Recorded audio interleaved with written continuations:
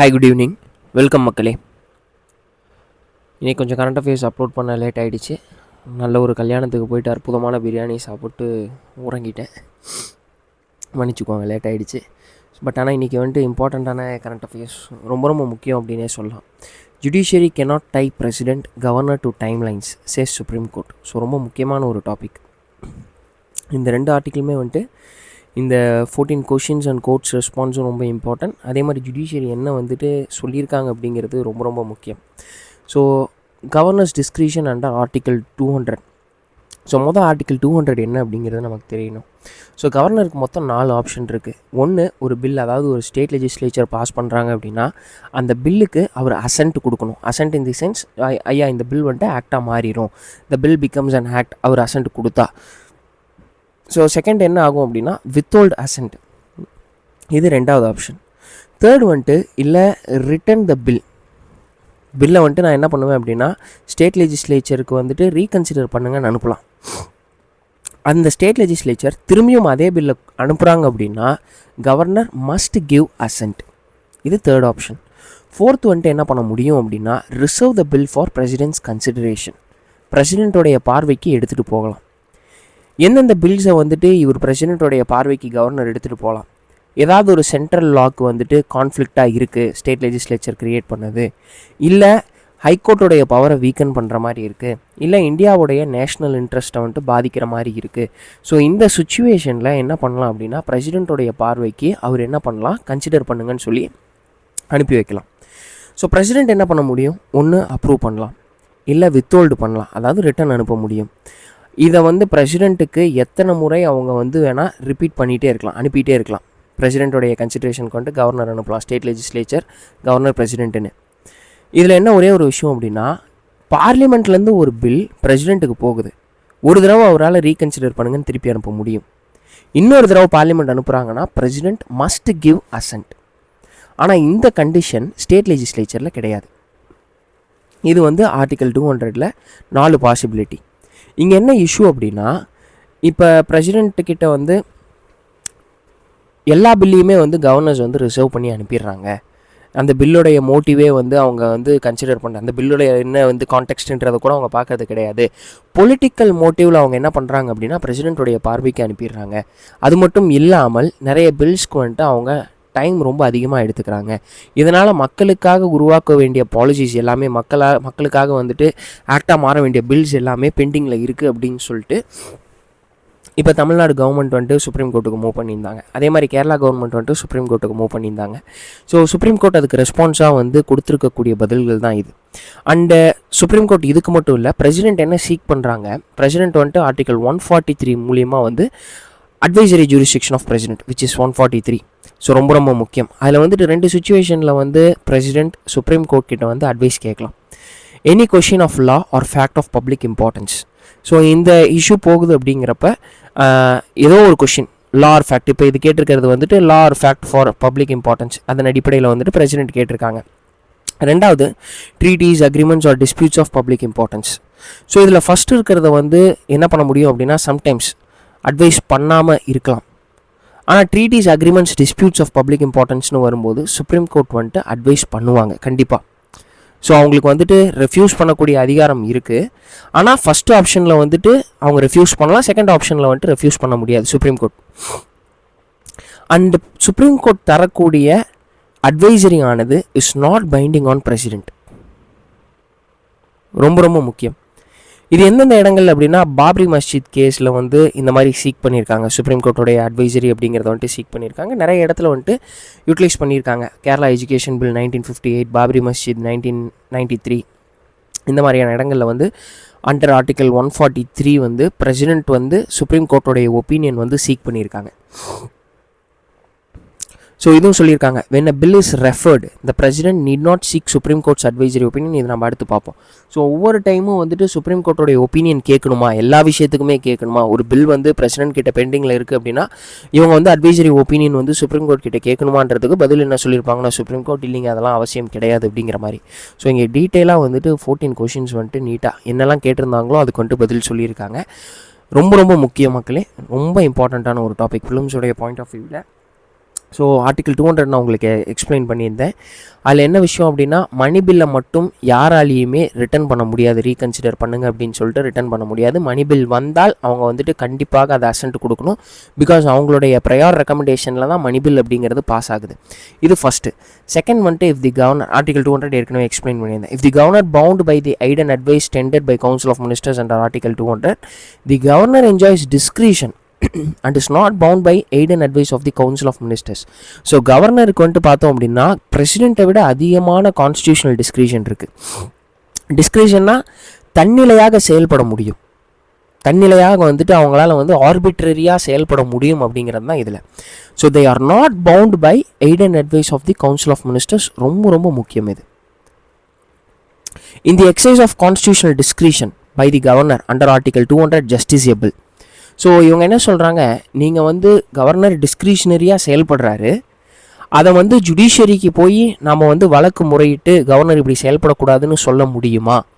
அவங்க என்ன சொல்கிறாங்க, கிடையாது. The discharge of governor's function under article 200 is not justiciable. நீ முறையீடு போயிட்டே இருக்க முடியாது கவர்னர் செய்கிற ஒவ்வொரு ஆக்ஷன்ஸுக்குமே, முக்கியமாக அண்டர் ஆர்டிகல் 200. ஆனால் சில சர்க்கம்ஸ்டான்ஸில் இன்டெஃபினட் இன்ஆக்ஷன் இருக்கா, அந்த சுச்சுவேஷனில் ஒரு ரீசனபிள் டைம் பீரியடில் கவர்னர் ஆக்ட் பண்ணணும் அப்படின்னு சொல்லி நாங்கள் வேணால் கேட்போம். அதை வந்து என்ன சொல்கிறாங்கன்னா, அதுக்கு டேர்ம் வந்துட்டு கொடுக்குறாங்க, லிமிட்டட் ஜுடிஷியல் ரிவ்யூ அப்படின்னு சொல்கிறாங்க. சுப்ரீம் கோர்ட் வந்துட்டு அப்படி மென்ஷன் பண்ணுறாங்க. Next is article 361 and absolute bar to judicial review in relation to the actions of governor under article 200. So அப்சல்யூட்னா அந்த வார்த்தைக்கான அர்த்தம் என்ன அப்படின்னா, இப்போ உங்களுக்கு வந்துட்டு ஃபண்டமெண்டல் ரைட்ஸ் எல்லாமே அப்சல்யூட்டான்னு கேட்டால் கிடையாது. ஏதோ ஒரு சர்க்கம்ஸ்டான்ஸில் ஃபண்டமெண்டல் ரைட்ஸ் நம்மக்கிட்டேருந்து பறிக்கப்படும். நேஷ்னல் எமர்ஜென்சி இந்த மாதிரியான சுச்சுவேஷனில் என்ன பண்ணுவாங்க, ஃப்ரீடம் ஆஃப் மூவ்மெண்ட் அப்படிங்கிறது அது இருக்காது. ஸோ எக்ஸ்டர்னல் வார் வருது, வார் அக்ரெஷன் அப்படிங்கிறது வந்துட்டு பக்கத்து நேஷன் நம்மக்கிட்ட காட்டுறாங்க. ஸோ அந்த மாதிரியான சுச்சுவேஷனில் வந்துட்டு fundamental right is not absolute. நீங்கள் எப்பயுமே ரெக்குயர்மெண்ட், அதாவது ஃபண்டமெண்டல் ரைட் எனக்கு கிடச்சிட்டே இருக்கணும்னு எதிர்பார்க்க முடியாது. சில நேரங்களில் கிடைக்காம போகும். இதுதான் அந்த அப்சல்யூட்டுங்கிற டேர்ம் வந்துட்டு இதான் மீன் பண்ணுது. எப்பயுமே அப்ளை ஆகிக்கிட்டு இருக்கோம் அப்படிங்கிறது. ஸோ அப்சல்யூட்டுங்கிறது வந்துட்டு ஃபுல்லாக உங்களுக்கு வந்து அதில் கொடுத்துருக்கக்கூடிய விஷயமானது அப்படியே கிடைக்குங்கிறது தான் அப்சல்யூட். பட் இங்கே என்ன சொல்கிறாங்க, article 361 is article 361 and absolute bar. Absolute பார்னா உங்களால் வந்து ஜுடிஷியல் ரிவ்யூவே போக முடியாதா அவங்க மென்ஷன் பண்ணுறாங்க. Article 361 is an absolute bar on judicial review in relation to personally subjecting the governor to judicial proceedings. Yes. So absolute bar on judicial ரிவ்யூனா yes, நீங்கள் வந்துட்டு இப்போ அவருடைய ஜுடிஷியல் ப்ரொசீடிங்ஸ் எல்லாம் இருக்குது பார்த்தீங்கன்னா, கவர்னரை வந்துட்டு உள்ளே கொண்டு வர முடியாது. அவருடைய ஆக்ஷன்ஸ்க்கு நீங்கள் வந்து ஜுடிஷியரியில் வந்து கேட்க முடியாது அப்படின்னு சொல்லிடுறாங்க. Can timelines imposed under article 200 இதை பற்றி கான்ஸ்டியூஷனில் மென்ஷன் பண்ண கிடையாது. So it is not appropriate சொல்லி சுப்ரீம் கோர்ட் சொல்லியிருக்காங்க. Is exercise of constitutional discretion by president under article 201 justiciable. இதுவும் வந்துட்டு நாட் ஜஸ்டிசபிள்னு சொல்லிட்டாங்க. For the same reasoning as held with respect to the governor, the president assent to is not justiciable. நீங்கள் ஏன் எதுக்கு அவர் ascent கொடுக்கல அப்படிங்கிறதெல்லாம் நீங்கள் கோர்ட்டில் வந்துட்டு கேட்டுட்டு இருக்க முடியாது அப்படின்னு சொல்கிறாங்க. Can the president be bound to timelines while exercising the power under article 201? இதுலேயும் வந்துட்டு cannot be bound by judicially prescribed timelines. அவங்களுக்கு டைம்லைன் அப்படிங்கிறது செட் பண்ணக்கூடிய அதிகாரம் ஜுடிஷியரிக்கு கிடையாது. Is president is required to seek advice of the Supreme Court whenever a governor reserves a bill for assent? கிடையாது. ஒவ்வொரு டைமும் வந்துட்டு பிரசிடென்ட் வந்து சுப்ரீம் கோர்ட் கிட்ட போய் அட்வைஸ் சீக் பண்ணுங்கிற அவசியம் கிடையாது under article 143. So are decisions of governor and president under article 200 and 201 justiciable at stage anterior into the law coming into force, after law coming into the force? The decisions of the governor and president under article 200 and 201 are not justiciable at a stage anterior to the law coming into force. It is impermissible for courts to undertake judicial adjudication over the contents of a bill before it becomes law. அது லா வரத்துக்கு முன்னாடி, அது வந்துட்டு lava சட்டமாக மாறுறதுக்கு முன்னாடியே judiciary தலையிட முடியாது. வரட்டும், அதுக்கப்புறம் ஜுடிஷியல் ரிவ்யூ அப்படிங்கிறத வந்துட்டு பார்த்துக்கலாம். யாராவது பெட்டிஷன் போடுவாங்க. அதே மாதிரி can the exercise of constitutional powers and orders by the president governor be substituted in any manner under article 142? article 142 அப்படிங்கிறது வந்துட்டு ரொம்ப எக்ஸப்ஷனலான சுச்சுவேஷனில் சுப்ரீம் கோர்ட் பயன்படுத்துறது. என்ன பண்ணுவாங்கன்னா, which is a order or a decree.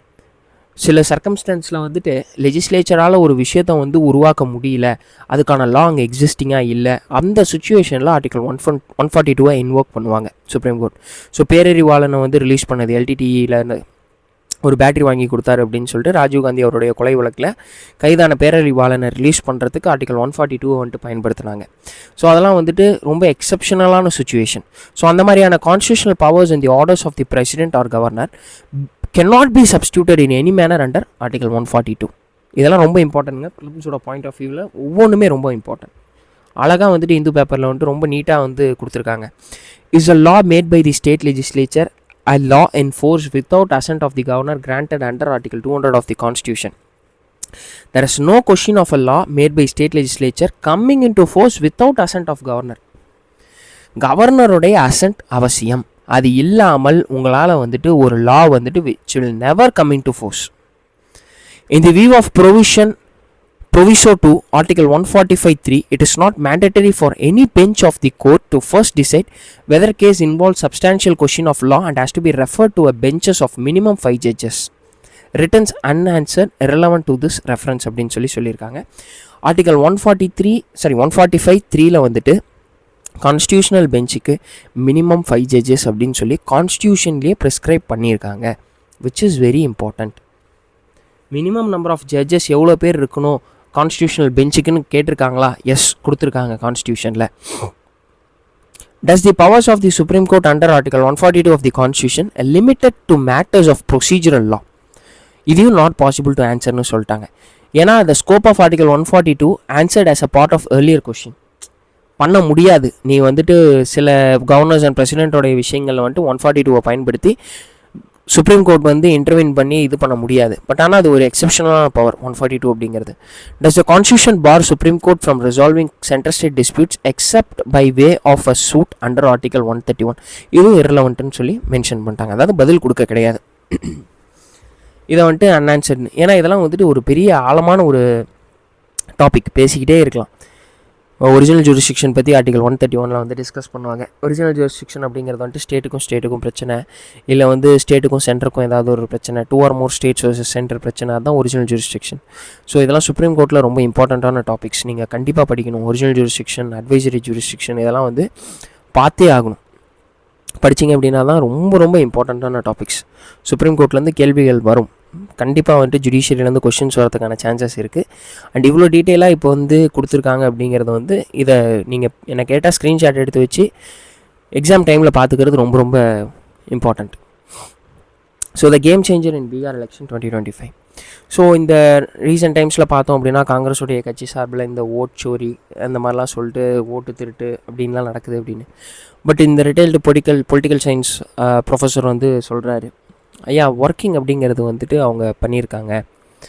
So பெண்களுடைய வாக்கு வந்து என்டிஏ கூட்டணிக்கு கிடச்சிருக்கு அப்படிங்கிறாங்க. பட் இதுக்கு முன்னாடி எலெக்ஷன்லேயும் வந்து பெண்களுடைய வாக்கு அப்படிங்கிறது அவங்களுக்கு அதிகமாக கிடச்சிருக்கு. ஏன்னா எதிர்கட்சிகள் சொல்கிறாங்க, இப்போ ரீசெண்ட் டைம்ஸில் வந்து ஒரு 10,000 rupees கவர்மெண்ட் கொடுத்ததுனால, state government, JDU government, NDA அவங்க 2 கவர்மெண்ட்டும் கொடுத்ததுனால, அதாவது பிஜேபியும் ஜேடியும் சேர்ந்தது தான் என்டிஏ. ஸோ அவங்க கொடுத்ததுனால தான் வெற்றி பெற்றாங்க, பெண்களுடைய வாக்குகள் வந்துட்டு அதிகமாக அவங்களுக்கு கிடச்சிருக்குன்னு. பட் இதில் அவர் சொல்கிறாரு, மஹிளா அண்ட் யுவா யங்ஸ்டர்ஸும் பெண்களுடைய ஓட்டும் இவங்களுக்கு அதிகமாக கிடைச்சது. இது வந்துட்டு முதல் முறை கிடையாது, இதுக்கு முன்னாடியும் கிடைச்சது. இவங்களுடைய பலம் அப்படிங்கிறது சேர்ந்து இவங்க ஒர்க் பண்ணது. ஸோ நீங்கள் வந்து யங்ஸ்டர்ஸ் அப்படிங்கிறவங்க பெரும்பான்மையாக அவங்களுடைய ஓட்டு வந்து பார்த்தோம் அப்படின்னா இந்த லைனில் மோர் specifically even though the young may be expected to vote more for a new party for the opposition or for more aggressive campaigner. நீங்கள் வந்து ஒரு 5 வருஷத்துக்கு முன்னாடி பார்த்தோம் அப்படின்னா நிறைய பேர் வந்து புதுசாக வந்து கமலஹாசன் புரட்சி பண்ண வந்திருக்காரு, ஸோ அவருக்கு ஓட் பண்ணுவோம், நாம் தமிழர் கட்சிக்கு வந்துட்டு ஓட் பண்ணுவோம். ஸோ அதை வந்து அவர் டீட்டெயிலாக எழுதியிருக்காரு. எதெல்லாம் புது பார்ட்டியாக வராங்க, யாரெல்லாம் வந்துட்டு அக்ரெசிவாக கேம்பெயின் பண்ணுறாங்க, அவங்களுக்கு தான் இளைஞர்களுடைய ஓட்டு போகுது அப்படிங்கிற மாதிரி வந்து மென்ஷன் பண்ணியிருக்காங்க. ஸோ இப்போயும் அதுதான் சுச்சுவேஷன் ப்ரிவேல் ஆகுது. எந்த தமிழ்நாடு மட்டும் கிடையாது, எல்லா மாநிலங்கள்லேயும் அப்படி தான். ஸோ யங்ஸ்டர்ஸோடைய ஓட்டு அப்படிங்கிறது எப்படி விழும் அப்படின்றது யாராலையுமே டிட்டர்மைன் பண்ண முடியாது, அதுக்கு ஒரு பேட்டர்ன் கிடையாது அப்படின்றது இவர் சொல்லியிருக்காரு. ஆனால் யங்ஸ்டர்ஸ் வந்து ஒரு 1 crore கவர்மெண்ட் ஜாப்ஸ் வந்து ப்ரொவைட் பண்ணுறேன்னு சொல்லி என்டிஏ கவர்மெண்ட் ப்ராமிஸ் பண்ணியிருக்காங்க. அது மேபி வந்து இன்ஃப்ளூயன்ஸ் பண்ணியிருக்கலாம். அண்ட் இவங்க 10,000 வாங்கினது மேபி பண்ணியிருக்கலாம், பட் ஆல்ரெடி அவங்களுக்கு வந்துட்டு பெண்களுடைய ஓட்டு அப்படிங்கிறது கிடச்சிருக்கு. ஏன்னா அந்த ஸ்டேட்டில் வந்து ஆண்கள் பார்த்தோம் அப்படின்னா மைக்ரேஷன் ஆகிக்கிட்டே சவுத் இந்தியா பக்கம் வந்துட்டு மூவ் ஆகி அவங்க ஒர்க் பண்ணிட்டுருக்காங்க. ஸோ ஆப்வியஸாக பெண்களுடைய ஓட்டு அப்படிங்கிறது ஆண்களோட அதிகமாக இருக்கும் அப்படின்ற மாதிரியும் இவர் வந்துட்டு மென்ஷன் பண்ணியிருக்காரு.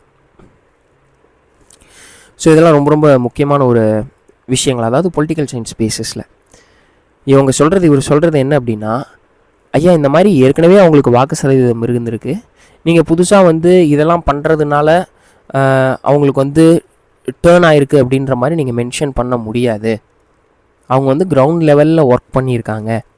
அண்ட் ஆப்போசிட் கட்சியில் இருக்கக்கூடியவர்கள் வந்துட்டு நிறைய இடங்களில் சொதப்பியிருக்கலாம்.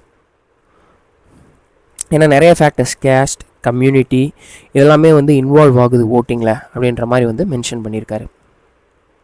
So Indian fisheries and Aqua culture it's promising course. இந்தியாவில் எடுத்தோம் அப்படின்னா இன்லேண்ட் ஃபிஷரிங் ரொம்ப அதிகம். அதுலேயும் முக்கியமாக வந்துட்டு எந்த ஸ்டேட் அதிகமாக வந்துட்டு பார்த்தோம் அப்படின்னா Andhra Pradesh. So on world fisheries day 2025 November 21, FAO Food and Agriculture Organization of United Nations calls for a renewed commitment to India's blue revolution. So India's blue transformation, strengthening value addition in seafood exports. So இவங்க வந்து யார் இப்போ report release பண்ணுறாங்க, அந்த report பேர் வந்துட்டு SOFIA 2024 state of world fisheries and aquaculture. அதில் சொல்கிறாங்க இந்தியா வந்து contributed around 10.23 million tons of aquatic animals, making it world's second largest aquaculture producer. இவங்க வந்து இப்போ ஸ்டேட்மெண்ட் கொடுக்கலாம் யூபிஎஸ்சியில். என்னென்னு கொடுக்கலாம் அப்படின்னா, வேர்ல்டோடைய ஃபஸ்ட்டு லார்ஜஸ்ட் அக்வாகல்ச்சர் ப்ரொடியூசர்னு கொடுக்கலாம். அப்போ நமக்கு தெரியணும், இல்லை இந்தியா வந்துட்டு ஃபஸ்ட்டு கிடையாது, இந்தியா செகண்ட். அப்போ யார் வந்து world first largest aquaculture producer அப்படின்னு சொல்லி கமெண்ட்டில் சொல்லுங்கள். ஸோ இந்தியாவுடைய ஃபிஷரி அண்ட் அக்வாகல்ச்சர் ஜேர்னியில் வந்து எஃப்ஏஓடைய கான்ட்ரிபியூஷன் அப்படிங்கிறது வந்துட்டு ரொம்ப நாட்களாகவே who is a long standing partner அப்படின்னு சொல்லி சொல்கிறாங்க. ஸோ நிறைய இடத்துல இந்தியாவோட எஃபர்ட்ஸை வந்து ஸ்ட்ரென்தன் பண்ணி ஃபிஷரிஸ் அண்ட் கன்சர்வேஷன் பேலன்ஸ் பண்ணணும், நம்மளோட ஈகோசிஸ்டம் வந்துட்டு ப்ரொடெக்ட் பண்ணணும் அப்படிங்கிறதுல வந்து அதிகமாகவே ஈடுபட்டிருக்காங்க எஃப்ஏஓ. அதுக்கு வந்துட்டு ஃபண்டிங் வந்து global environment facility funded project in Andhra Pradesh on transforming Aqua culture to sustainable reduced food print and climate resilient food system. ஏன்னா இன்றைக்கி ஃபிஷிங்கில் வந்துட்டு பார்த்தோம் அப்படின்னா நம்ம ஏற்கனவே சவுத் இந்தியாவில் வந்து ட்ராலர்ஸ் பயன்படுத்துகிறாங்க. இதனால் வந்து கோரல் ரீஃப்ஸ் பாதிக்கப்படுது. மீன்கள் வந்து அந்த சீசனுக்கு ஓவர் ஃபிஷிங் அப்படிங்கிறது நடக்குது. அண்டு சீசன் டைமில் வந்து அதுங்க எக்லே பண்ணுற சீசனில் கூட இவங்க போய் ஃபிஷிங் பண்ணுறதுனால ஃபிஷிங் வந்து கடுமையாக பாதிக்கப்படுது, அதிகமாக கிடைக்கிறதில்ல. இதுவே வந்து இந்தியன் ஃபிஷர்மேன்ஸ்க்கும் ஸ்ரீலங்கன் ஃபிஷர்மேன்ஸ்க்கும் ஏற்படக்கூடிய ஒரு டிஸ்பியூட்டாக இருக்குது, கான்ஃப்ளிக்டாக இருக்குது அப்படின்ற மாதிரி மென்ஷன் பண்ணியிருப்பாங்க. ஸோ இது எல்லாத்தையுமே வந்து ரெடியூஸ் பண்ணணும் அப்படிங்கிறதுக்காக பாலிசிஸ் வந்துட்டு கவர்மெண்ட் கொண்டு வந்திருக்காங்க. அந்த blue revolution initiative, Pradhan Mantri Matsya Sampada Yojana. So இதெல்லாம் வந்து க்ரோத்தை வந்து இன்க்ரீஸ் பண்ணணும் அப்படிங்கிறதுக்காக, முக்கியமாக inland and brackish water Aqua culture இதை வந்து இம்ப்ரூவ் பண்ணணும் அப்படிங்கிறதுக்காக சேஃப்டி, ரெகுலேஷன் அண்ட் ரெசிலியன்ஸ் இதெல்லாமே பார்த்து ஃபிஷிங்கில் வந்து ஃபோக்கஸ் பண்ணணும். இதில் ப்ளூ ரெவல்யூஷன் அப்படிங்கிறத வந்துட்டு அடுத்த கட்டத்துக்கு கொண்டு போகணும். நேஷ்னல் ஃபிஷரிஸ் பாலிசிஸ் அப்படிங்கிறதெல்லாமே ஒரு பாசிட்டிவான டெவலப்மெண்ட்ஸ் வந்து ப்ரொவைட் பண்ணியிருக்கு அப்படின்னு சொல்லி மென்ஷன் பண்ணியிருக்காங்க. ஸோ இதெல்லாம் பார்த்துக்கோங்க. பிரதான் மந்திரி மத்ஸ்ய சம்பாடா யோஜனா, என்னென்ன யோஜனாஸ் வந்துட்டு கரண்ட் அஃபேர்ஸில் வருது அப்படிங்கிறது வந்து ரொம்ப ரொம்ப இம்பார்ட்டன்ட்.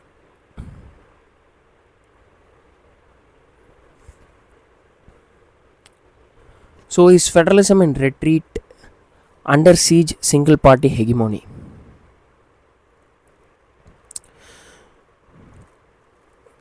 இதில் வந்து ரெண்டு பேர் வந்து அவங்க கேள்விகளுக்கான பதில் அப்படிங்கிறத வந்துட்டு ப்ரொவைட் பண்ணியிருக்காங்க. ஸோ சிம்பிளாக பார்த்தோம் அப்படின்னா சென்ட்ரல் ஸ்டேட்டுக்கு இடையில் இருக்கக்கூடிய டென்ஷன்ஸ், ஜிஎஸ்டி, ஃபினான்ஸ் கமிஷன் எந்த அளவுக்கு வந்துட்டு யூனிட்ரி பேசிஸில் மூவ் ஆகுறாங்க, அட்டானமி ஆஃப் ஸ்டேட்ஸ் வந்துட்டு பாதிக்கப்படுது, டெமோக்ரஸி அண்ட் டெவலப்மெண்ட் அப்படிங்கிறது எப்படி பாதிக்கப்படுது அப்படிங்கிறத வந்துட்டு மென்ஷன் பண்ணியிருக்காங்க. ஸோ இன்றைக்கி வந்துட்டு ஒரு சிங்கிள் டாமினன்ட் பார்ட்டியாக பிஜேபி எஸ்டாப்ளிஷ் ஆகியிருக்காங்க. ஸோ அதனால் வந்து ஒரு சென்ட்ரலைஸ்டு டெசிஷன் மேக்கிங் அப்படிங்கிறது மூவ் ஆகுது. ஏற்கனவே வந்து NDA national democratic alliance BJP government அவங்களுடைய கோலேஷன் பார்ட்டிஸ் எல்லாமே வந்து பிளானிங் கமிஷனை ரிமூவ் பண்ணிவிட்டு நித்தியோக் அப்படிங்கிறத வந்துட்டு கொண்டு வந்திருக்காங்க. ஸோ இதனால் வந்து ஸ்டேட்ஸ் வந்துட்டு தே ஆர் கெட்டிங் சைட்லைன்ட் அப்படிங்கிற மாதிரி வந்துட்டு ஃபீல் பண்ணுறாங்க. சென்ட்ரலைசேஷன் வந்துட்டு 2014 அதிகமாக இன்க்ரீஸ் ஆகிருக்கு. ஸ்டேட்ஸுக்கான அந்த ஃபெடரல் ரைட்ஸ் அப்படிங்கிறது வந்துட்டு ப்ராப்பராக கிடைக்கிறது கிடையாது. ஃபினான்ஸ் கமிஷனும் பார்த்தோம் அப்படின்னா அவங்க வந்து அதிகமாக மாநிலங்களுக்கு ஃபோக்கஸ் பண்ணுறத விட மத்திய அரசாங்கத்துக்கு வந்து அதிகமான பெனிஃபிட்ஸ் கிடைக்கிற மாதிரி வந்து ஃபோக்கஸ் பண்ணுறாங்க. பிளானிங் கமிஷனை ரிமூவ் பண்ணதுனாலேயே ஸ்டேட்ஸுக்கு வந்துட்டு அவங்களுடைய ஒப்பீனியன்ஸை வந்து நெகோஷியேட் பண்ணுறதுக்கான ஒரு பிளாட்ஃபார்ம் அப்படிங்கிறது வந்துட்டு கிடைக்கல. ஸோ இங்கே வந்து அந்த ஃபிஸ்கல் ஆர்கிடெக்சர் அப்படிங்கிறது எப்படி இருக்கணும் அப்படின்னா, richer states support poorer states. But southern states என்ன ஃபீல் பண்ணுறாங்க, நாங்கள் அதிகமாக ரெவென்யூ ஜென்ரேட் பண்ணுறோம், but we are receiving less in return அப்படின்ற மாதிரி மென்ஷன் பண்ணியிருக்காங்க. ஸோ அதாவது அவங்க அப்படி மென்ஷன் பண்ணுறாங்க. பட் இந்தியாவுடைய பாலிசியே ரீடிஸ்ட்ரிபியூட்டிவ் ஃபிஸ்கல் ஆர்கிடெக்சர் தான், இருக்கவங்க இல்லாதவங்களுக்கு உதவி செய்கிறது. They are blamed for not cooperating அப்படின்னு சொல்லி சதர்ன் ஸ்டேட்ஸை வந்துட்டு மத்திய அரசாங்கம் வந்துட்டு சொல்கிறாங்க அப்படின்றாங்க. பட் இருந்தும் சதர்ன் ஸ்டேட்ஸ் தான் அதிகமாக வந்து நார்த் இந்தியன் ஸ்டேட்ஸ்க்கு ப்ரொவைட் பண்ணுறாங்க அப்படின்ற மாதிரி வந்துட்டு மென்ஷன் பண்ணியிருக்காங்க. ஸோ இதில் வந்து ஜிஎஸ்டி காம்பன்சேஷன் அப்படிங்கிறது வந்து ப்ராப்பராக கிடையாது. ஜிஎஸ்டி அப்படிங்கிறது வந்துட்டு சென்ட்ரலைசிங் பை டிசைன் அப்படின்ற மாதிரி சொல்லியிருக்காங்க. இதனால் ஸ்டேட்ஸோடைய டேக்ஸிங் வந்து லாஸ் ஆஃப் அட்டானமி ஆகிருக்கு. அதாவது எங்களால் வந்து சுயமாக வந்து வரி விதிக்க முடியல அப்படிங்கிற மாதிரி வந்து மென்ஷன் பண்ணியிருக்காங்க. இது மட்டும் இல்லாமல் மத்திய அரசாங்கம் சிபிஐ இடி இவங்களையெல்லாம் பொலிட்டிக்கலாக வந்து யூட்டிலைஸ் பண்ணுறாங்க. அது மட்டும் இல்லாமல் அப்போசிஷன் ரூல் பண்ணக்கூடிய ஸ்டேட்ஸில் வந்து சென்ட்ரல் இன்ஸ்டிடியூஷன்ஸோடைய எக்ஸிக்யூட்டிவ் ஆக்ஷன்ஸ் அப்படிங்கிறது வந்து அதிகமாக இருக்குது அப்படின்னு சொல்லி மென்ஷன் பண்ணியிருக்காங்க. ஸோ இதுதான் பிரச்சனைக்குரிய ஒரு விஷயம். அண்ட் இன்றைக்கி வந்துட்டு இதை வந்துட்டு நான் மறந்துட்டேன். அதுக்கு முன்னாடி வந்துட்டு ஒரு இது எடுத்து வச்சுருந்தேன், அதை மறந்து போயிட்டேன். ஸோ அதை வந்துட்டு பிடிஎஃப்பில் போடல. கொலம்போ செக்யூரிட்டி கான்க்ளேவ் இதில் வந்து ஃபுல் டைம் மெம்பர்ஸ் யாருன்னு பார்த்தோம் அப்படின்னா அதை பிடிஎஃப் எடுக்கல. இந்தியா, ஸ்ரீலங்கா, மால்தீவ்ஸ், மொரீஷியஸ் இந்த 4 நேஷனும் வந்துட்டு full time members Colombo security conclave. So இது வந்து இந்தியன் ஓஷன் ரீஜனில் வந்து மேரிடைம் செக்யூரிட்டி, கவுண்டர் டெரரிசம், சைபர் செக்யூரிட்டிக்காக உருவாக்கப்பட்டது. இன்னும் வந்து அப்சர்வர்ஸ் பார்த்தோம் அப்படின்னா பங்களாதேஷ், செய்ச்சல்ஸ் எல்லாமே வந்துட்டு அப்சர்வர்ஸ் ரொம்ப ரொம்ப இம்பார்ட்டண்ட். ஸோ இது மட்டும் தெரிஞ்சுக்கிட்டோம் அப்படின்னா போதும். Colombo security conclave. So next வந்துட்டு இன் அ ஃபர்ஸ்ட் இந்தியன் பார்ன் சீட்டா முக்கி gives birth to 5 cubs. So எல்லா சீட்டாவும் பார்த்தோம் அப்படின்னா நம்ம ப்ராஜெக்ட் சீட்டா அப்படிங்கிறது வந்துட்டு அரசாங்கம் வந்து கொண்டு வந்திருந்தாங்க. இது வந்துட்டு இன்ட்ரடியூஸ் பண்ணது வந்து அதாவது இந்தியாவில் எக்ஸ்டிங்க்ட் ஆனது 1952. ஸோ ரீஇன்ட்ரடியூஸ் பண்ணும் அப்படிங்கிறதுக்காக ஈரான் கிட்ட கேட்டிருந்தோம், ஆஃப்ரிக்காட்ட கேட்டிருந்தோம் சீட்டாஸு. ஈரான் வந்துட்டு ரெஃப்யூஸ் பண்ணிட்டாங்க. ஈரானில் இருக்கிறது வந்துட்டு ஏஷியாட்டிக் சீட்டாஸ். ஆஃப்ரிக்கா கிட்ட கேட்டிருந்தோம். ஆஃப்ரிக்கா வந்து என்ன பண்ணாங்க அப்படின்னா முக்கியமாக நமீபியா, அதுக்கப்புறம் சவுத் ஆஃப்ரிக்கா இந்த 2 கண்ட்ரீஸும் வந்து சரி நாங்கள் வந்துட்டு சீட்டா வந்துட்டு ப்ரொவைட் பண்ணுறோம் அப்படின்ற மாதிரி சொல்லியிருந்தாங்க. ஸோ எங்கே வந்து இவங்க ரிலீஸ் பண்ணாங்க அப்படின்னா குனோ நேஷ்னல் பார்க் ஆஃப் மத்திய பிரதேஷ் அங்கே வந்துட்டு ரிலீஸ் பண்ணாங்க. நமீபியாவிலேருந்து 8 சீட்டாவும், சவுத் ஆஃப்ரிக்காவிலேருந்து 12 சீட்டாவும். ஸோ நிறைய சீட்டாஸ் பார்த்தோம் அப்படின்னா வந்து இறந்தும் போயிருக்கு. ஸோ எதனால் அப்படின்னா ஹீட் ஸ்ட்ரெஸ், பேரசைட், அது மட்டும் இல்லாமல் போதுமான அளவுக்கு அதுங்களுக்கு உணவு கிடைக்கிறதில்ல. அதுங்களை கண்காணிக்கிறதுக்கு வந்துட்டு ரேடியோ காலர் போட்டிருந்தோம். அந்த ரேடியோ காலர் இன்ஃபெக்ஷன்ஸில் சில சீட்டாஸ் வந்துட்டு இறந்தது. ஸோ இப்போ திரும்பி என்ன பண்ண போகிறாங்க அப்படின்னா குனோ நேஷ்னல் பார்க் மட்டும் இல்லாமல் மத்திய பிரதேஷில் இருக்க காந்தி சாகர், அதுக்கப்புறம் வந்துட்டு ஷாகார் ராஜஸ்தானில், முகுந்த்ரா ஹில்ஸ் டைகர் ரிசர்வ் ராஜஸ்தானில். ஸோ இங்கெல்லாமே வந்து சீட்டாஸை வந்துட்டு எக்ஸ்பேண்ட் பண்ணலாம் அப்படிங்கிற மாதிரியான ஃப்யூச்சர் பிளான்ஸ் அப்படிங்கிறத வச்சுருக்காங்க. ஸோ இன்னும் ஒரு விஷயம் என்ன அப்படின்னா இன்னும் ஒரு நேஷன் கிட்ட நம்ம ரெக்வஸ்ட் பண்ணியிருக்கோம் சீட்டாஸ் வேணும்னு. அது இப்போ நான் கரண்ட் அஃபேர்ஸில் எடுத்திருந்தேன். அது என்ன நேஷன் அப்படிங்கிறத வந்துட்டு கமெண்ட்டில் சொல்லுங்கள். அண்ட் ஆஃப்ரிக்கன் சீட்டாவோடைய ஐயூசிஎன் ஸ்டேட்டஸ் என்ன அப்படிங்கிறத கமெண்ட்டில் சொல்லுங்கள். சப்ஸ்கிரைப் அவர் சேனல் மக்களே. தேங்க்ஸ் ஃபார் வாட்சிங்.